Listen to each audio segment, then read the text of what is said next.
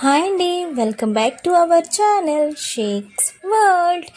ఈరోజైతే morning work అంతా complete చేసుకున్న తర్వాత గోంగూర అయితే తీసుకున్నామండి. గోంగూర చాలా అంటే చాలా ఫ్రెష్గా కనిపించింది, అందుకే ఒక పట్టు పట్టిద్దామని తీసుకొచ్చేసాం.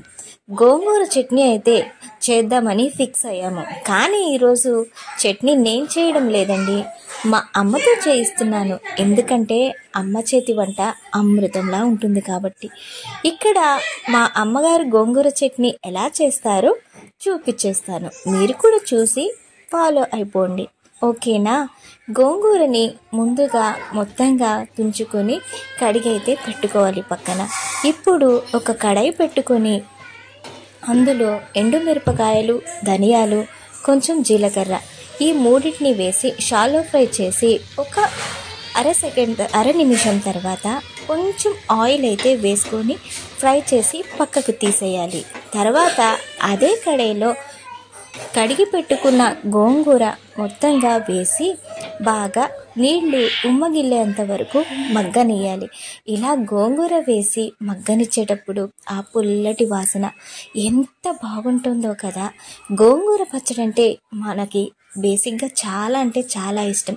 పంటికి పుల్ల పుల్లగా, కారం కారంగా, ఎంతో కమ్మగా ఉంటుందండి.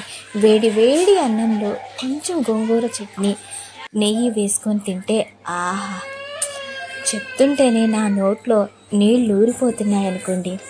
ఇక్కడ మా అమ్మగారిని అయితే చట్నీ చేయడానికి పిలిచాను, తను కూడా వచ్చి రెడీ అయితే చేస్తున్నారు. మొత్తం గోంగూర చట్నీ అయినా ఏ చట్నీ అయినా మనం రోట్లో దంచుకుంటేనే ఆ రుచి అమృతంలా అమోఘంగా ఉంటుందండి.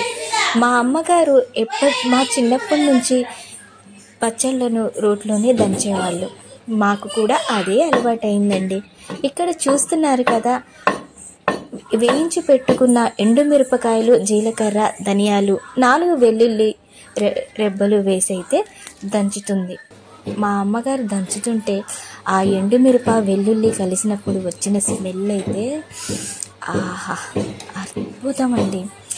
రోటిలో దంచేటప్పుడు ఆ వచ్చే స్మెల్ అయితే వర్ణనాతీతం అండి. చాలామంది ఇప్పుడు ఉన్న బిజీ కాలంలో మిక్సీలో అయితే పట్టేస్తున్నారండి, కానీ మిక్సీలో పట్టడం కన్నా ఇలా రోకలి పండుతో దంచితే ఆ టేస్టే వేరండి. మా అమ్మగారైతే ఇక్కడ ముందుగా దంచి పెట్టేసుకున్న ఎండుమిరపకాయలు, వెల్లుల్లి, ఉప్పు, జీలకర్ర, ధనియాలు మెత్తగా అయిన తర్వాత అయితే గోంగూర మొత్తం వేసి రుబ్బుకున్నారు. తర్వాత ఆ చట్నీ పక్కకి తీసి ఉల్లిపాయలను, కొంచెం కొత్తిమీరను వేసి అగడా బగడా దంచుకొని ఇప్పుడు ముందుగా దంచి పెట్టుకున్న పచ్చడి మొత్తాన్ని అయితే వేసి 1-2 సార్లు అయితే రుబ్బుకుంటున్నారండి. అసలు మా అమ్మగారు రుబ్బుతుంటే నాకు ఎప్పుడెప్పుడు తిందామా అనిపిస్తుందండి. మీలో ఎంతమందికి నాలాగా పచ్చళ్ళు అంటే ఇష్టం ఉంటుందో కామెంట్ చేయండి. దిగోండి, ఇంకేముందండి, మన గోంగూర చట్నీ అయితే రెడీ అయిపోయిందండి. ఉంటానండి మరి, బాయ్.